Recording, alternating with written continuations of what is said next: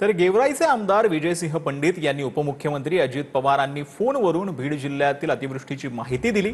त्यावेळी त्यांनी मदत कार्यासाठी चॉपर देण्याची मागणी केली।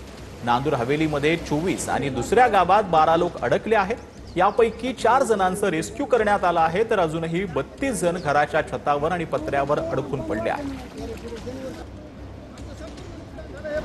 मी इकडे दादा स्पीकर फोनवर मी इकडे खामगाव आहे आपल्या मतदारसंघामध्ये सिंदफणेच्या बाजूला सिंदफणेचा पात्र प्रवाह बदलला 1.5-2 मीटर अलीकडून वाहायला लागली आहे सिंदफणा।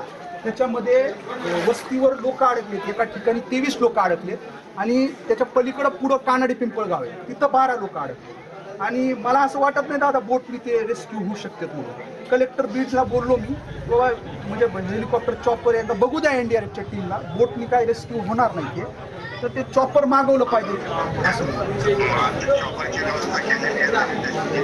जी सांगितलेले आपण आणतोय जी, परंतु आम्हाला देखील मोठीने पण आपल्याला आणता येईल जी, तरी देखील मी तुम्ही म्हणताय त्याची चॉपरची व्यवस्था करतो। जी दादा जी जी ऐका ना, वातावरण खराब असल्यामुळे जरा प्रश्न निर्माण झालेला आहे। जी जी दादा चॉपर टेकऑफ मगाशी काहीतरी फ्युअल भरायचं होतं म्हणून ते थांबलेलं होतं। जी जी आता फ्युअल भरून झालंय, परंतु वातावरण जरा क्लिअर झालं की ते घेणार आहेत, पण सगळ्यांना रात्रवायच्या आत सुरक्षित ठिकाणी आणलं। हो हो जी दादा जी, लोकांना मी इथं आहे आणि स्पीकर फोनवरच ठेवला होता दादा। चालेल जी।